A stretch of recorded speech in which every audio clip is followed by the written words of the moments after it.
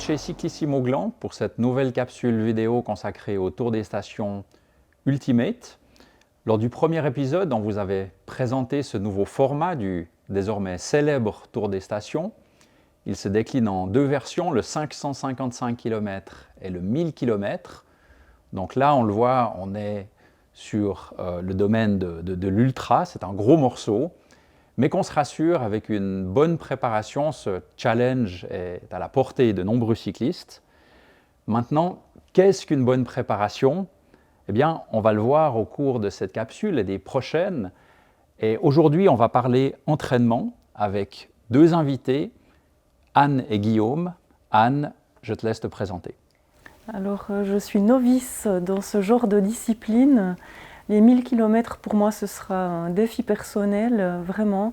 Je suis quelqu'un d'endurante, mais j'ai aucune expérience là-dedans et je compte sur l'aide et le soutien mental de Guillaume pour répondre à mes nombreuses questions. Alors effectivement, on verra ça avec Guillaume. Guillaume, à ton tour de te présenter. Bonjour à tous, ravi d'être avec vous aujourd'hui pour discuter de ces deux nouvelles distances proposées par le Tour des Stations. Moi, au quotidien, je m'occupe de préparation des cycles sportifs qui viennent me voir, notamment pour préparer un événement, même si les distances dont on discute aujourd'hui sont plutôt pas forcément conventionnelles. Et puis quant à moi, c'est aussi, cet esprit ultra cycling qui m'attire de plus en plus. Et puis l'aventure dans laquelle j'avais envie de me lancer au mois d'août avec le Tour des Stations cette année. Parfait, on va en discuter. Je rajouterai, Guillaume, quand même, que tu es le vainqueur de l'Ultra Fondo du Tour des Stations en 2020 et que tu nous reviens des Canaries où, il y a quelques jours, tu terminais deuxième d'une épreuve d'ultra derrière personne d'autre que Laurens ten Dam, l'ex-professionnel. Voilà, c'était un petit peu le premier test grandeur nature que je m'étais fixé cette année, notamment pour prendre quelques repères en vue de la distance 555 des Tours des Stations. On l'a vu, le Tour des Stations Ultimate se décline en deux versions, le 555 et le 1000. Ils font appel à des qualités similaires, il faut savoir rouler longtemps, très longtemps, mais les distances vont quand même du simple au double. On peut aussi aborder ces épreuves avec des objectifs différents. Certaines le feront pour arriver dans les délais, tandis que d'autres se fixeront un objectif plus ambitieux. Donc la préparation, l'entraînement vont différer, et c'est ce qu'on va aborder maintenant avec Anne et Guillaume. On va commencer avec toi, Anne.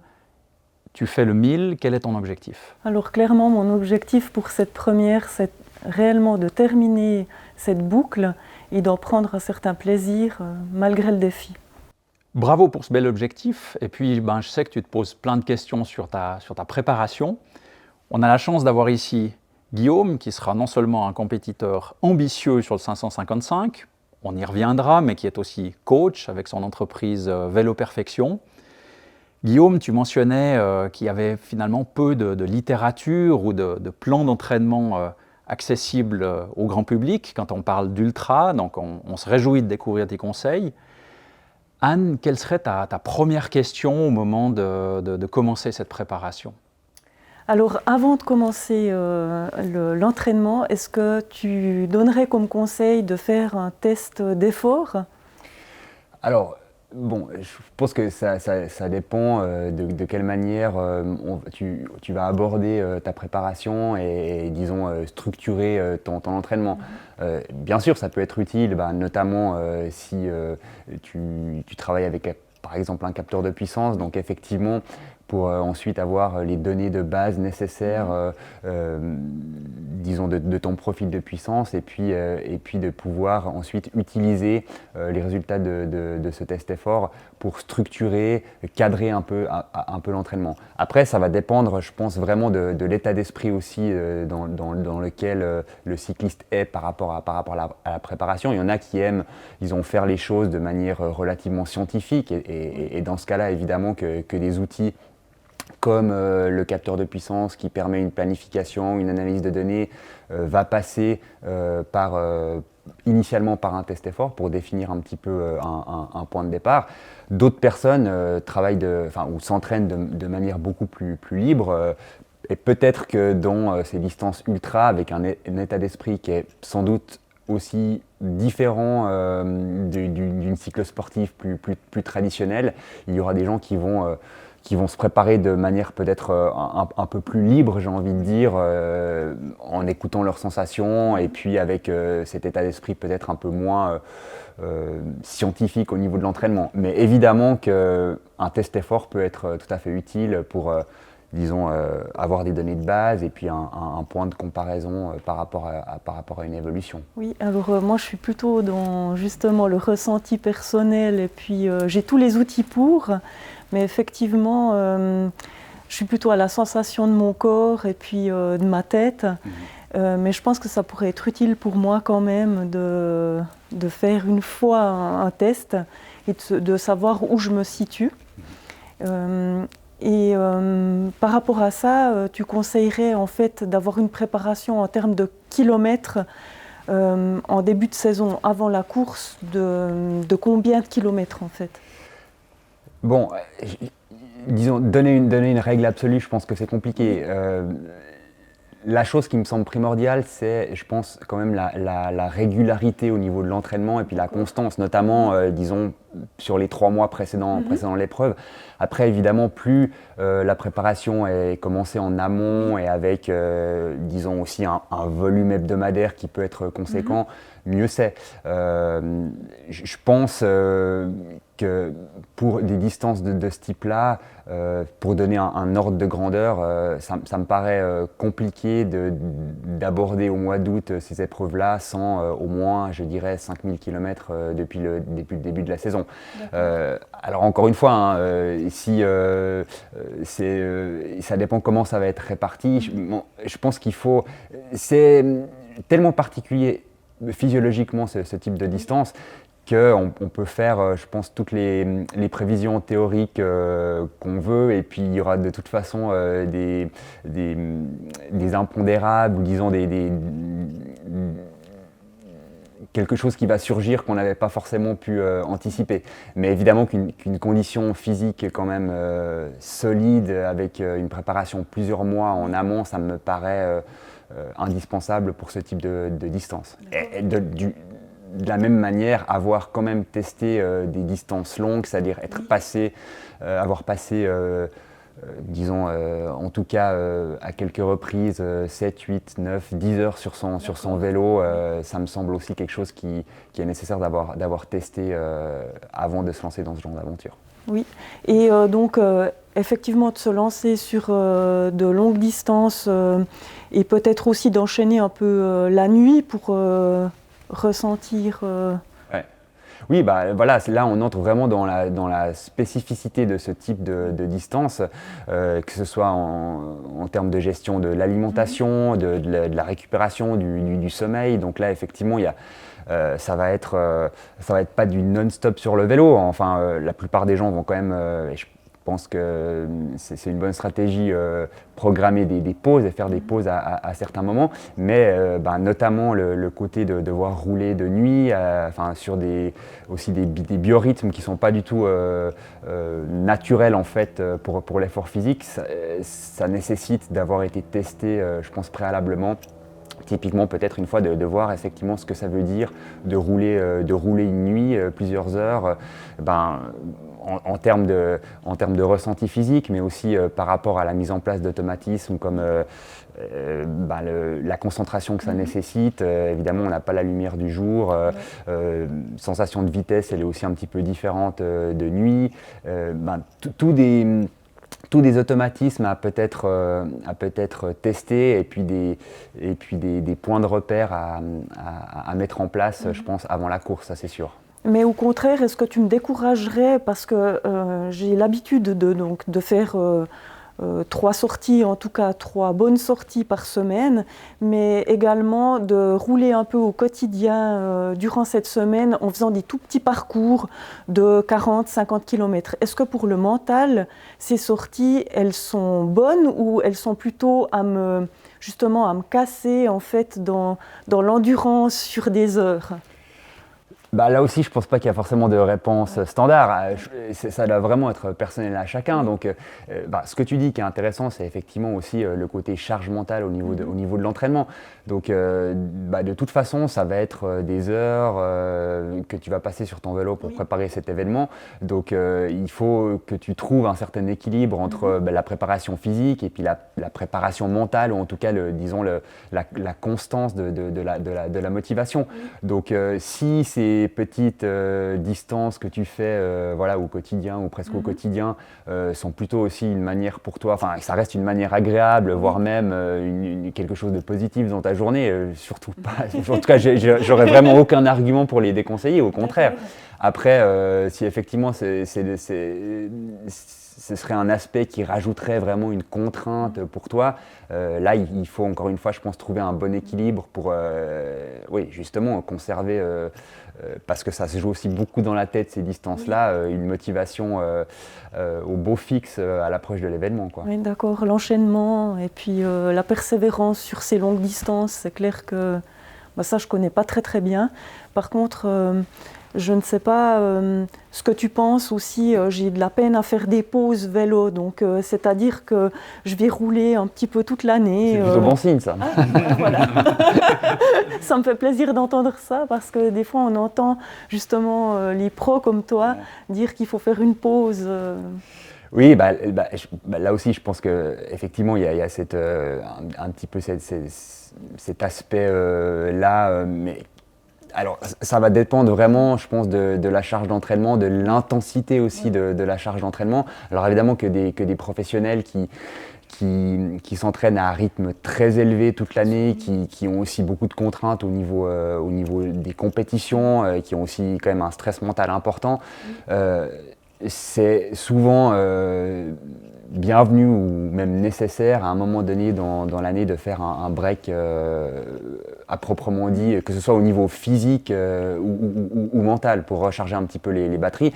Après, les cycles sportifs, et moi j'en vois aussi beaucoup, c'est quand même pas la même intensité physique, et puis il y a aussi un aspect où ça participe plutôt à un bien-être mental et puis à un équilibre de vie. Donc là, à ce moment-là, d'imposer en tout cas une coupure de 3 semaines ou 1 mois, parce que voilà, c'est ce que font les professionnels, ça fait peut-être beaucoup moins sens. Et encore une fois, je pense que ça a vraiment aussi un aspect personnel, et puis il faut essayer de ressentir les choses. Si on a envie ou même besoin de rouler toute l'année, et puis que c'est quelque chose qui est positif, là non plus, j'aurais pas d'argument pour dire il faut vraiment faire du farniente au mois de novembre et puis recommencer tout doucement au mois de décembre comme Peter Sagan, quoi.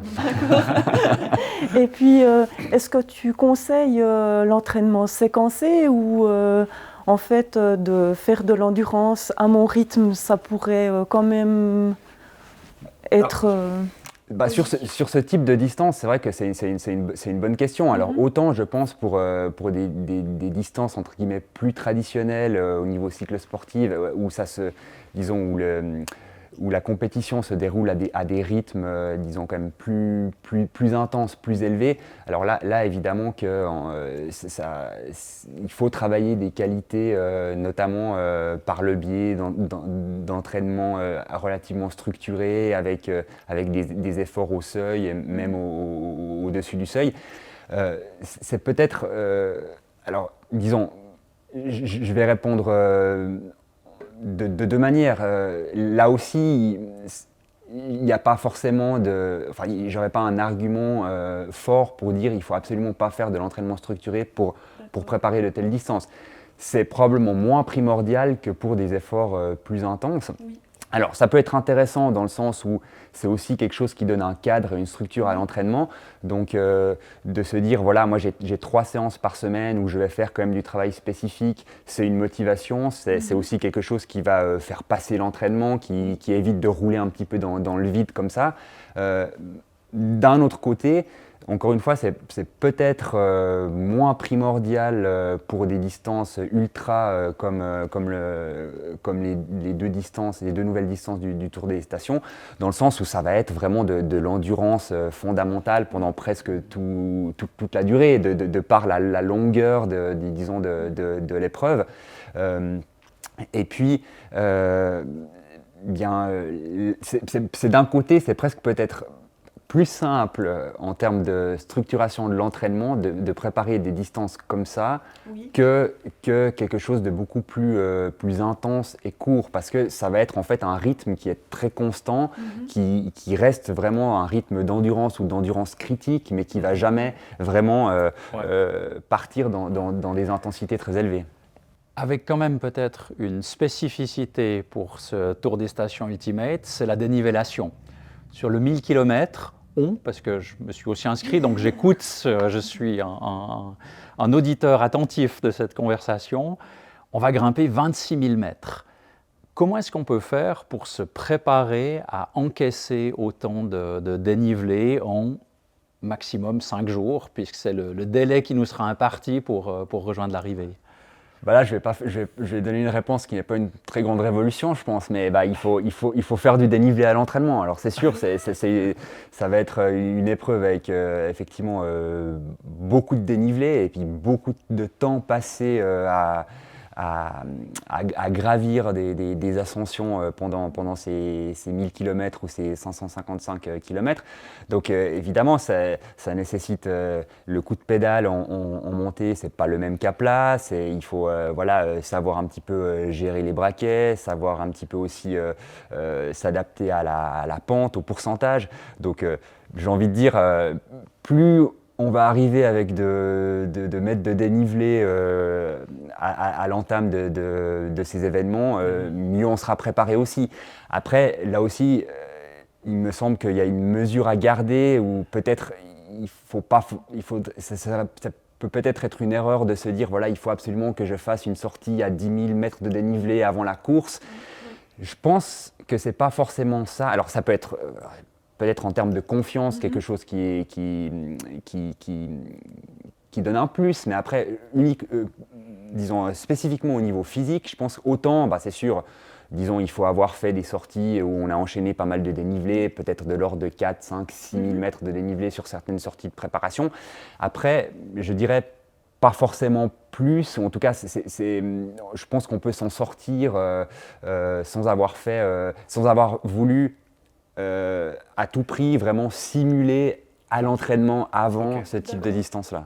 Pas besoin de faire le Tour des Stations Ultimate avant le Tour des Stations Ultimate. Moi, je pense pas. Et on parlait de l'aspect mental aussi. Là aussi, il y a peut-être le côté fraîcheur mentale qui va compter. Et des fois, sur ce type de challenge-là, c'est des fois mieux de ne pas avoir vu ou fait les choses avant qu'on se lance, quoi. Alors, bien évidemment que c'est des cols mythiques que je connais bien, mais par contre, effectivement, je ne comptais pas faire un parcours de reconnaissance parce que j'ai besoin de cette fraîcheur, d'aborder comme si c'était la première fois que j'allais faire ces montées. Et je pense que c'est pas une mauvaise stratégie en tout cas. Ouais. Voilà.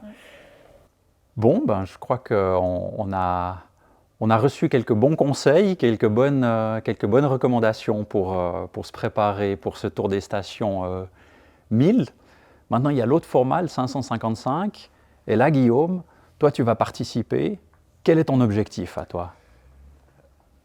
Mon objectif, c'est toujours, je pense, sur ce type de distance compliqué de se fixer un objectif trop précis. On a toujours des choses en tête. Moi, j'ai évidemment, bien sûr, en premier lieu, envie d'en profiter un maximum.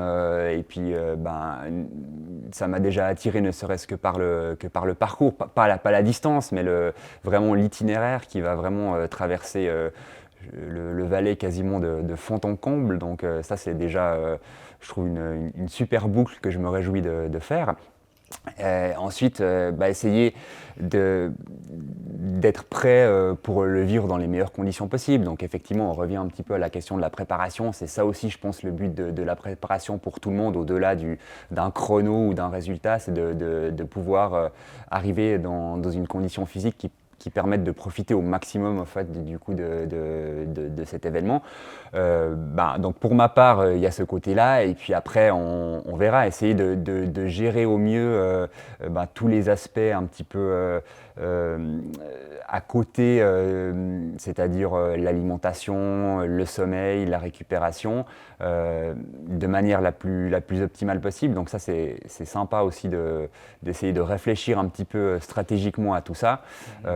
Et puis on verra si tout se passe bien, et même si c'est difficile peut-être que je m'interdis de faire trop de projections, j'aimerais peut-être essayer de réaliser le parcours en une trentaine d'heures, voilà, on verra.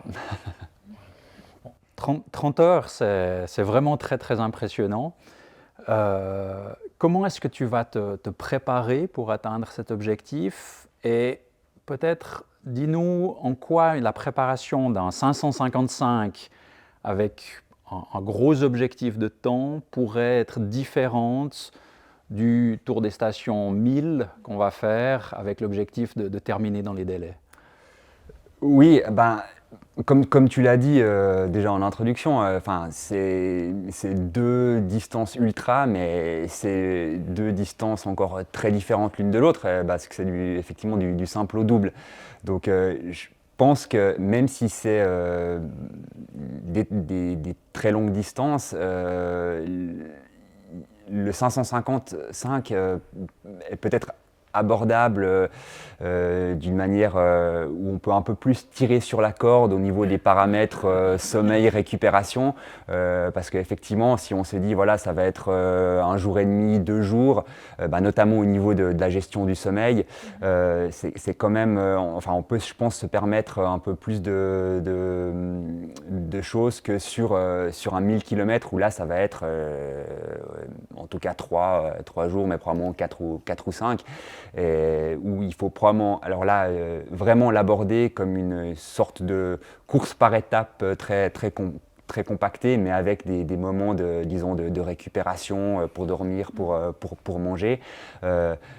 Peut-être, disons, quelque chose qui s'impose comme un effort moins continu que peut encore l'être le 555. Voilà, Donc oui. ça, je pense que c'est peut-être quand même la différence principale, parce qu'effectivement, des fois, c'est difficile de se représenter ce que ça veut dire ce type de distance, mais là, c'est encore du simple au double, donc ça n'a encore rien à voir, quoi. Ouais. Finalement, on est vraiment entre un ultra fondo et le format 1000. Il faut trouver l'équilibre, et ça va aussi dépendre quand même de son objectif, parce que 30 heures, tu vas le faire en dormant peut-être 1 heure, 2 heures, quelque chose comme ça. Maintenant, des participants du 555 qui seraient peut-être un petit peu moins ambitieux, ils se rapprocheront plus de cette course par étapes compactée dont tu nous parlais.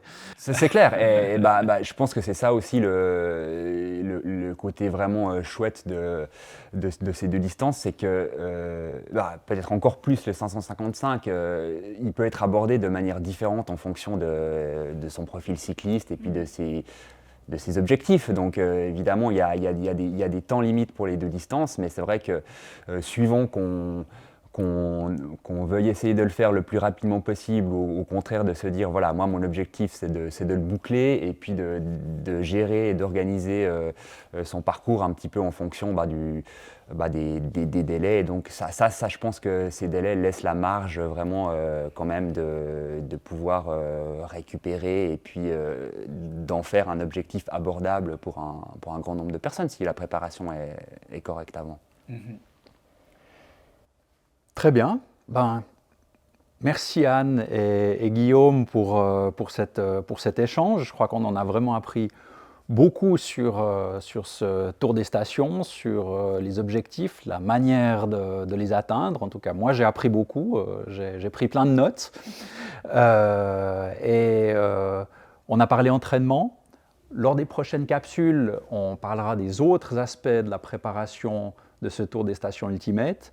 On parlera de nutrition, on parlera de matériel, on parlera de gestion de l'effort. Et Anne, je sais que tu as encore plein de questions sur ces différents sujets. On en parlait, donc je les ai gardés en réserve et on ne manquera pas de les poser lors des prochaines capsules. Donc rendez-vous pour ces prochaines capsules. Rendez-vous aussi sur cycliste.ch, le site des cyclistes romans que j'ai le plaisir d'animer. C'est là que vous retrouverez plein de contenus sur le Tour des Stations et que vous pourrez aussi suivre le Tour des Stations Ultimate sur nos stories sur Instagram.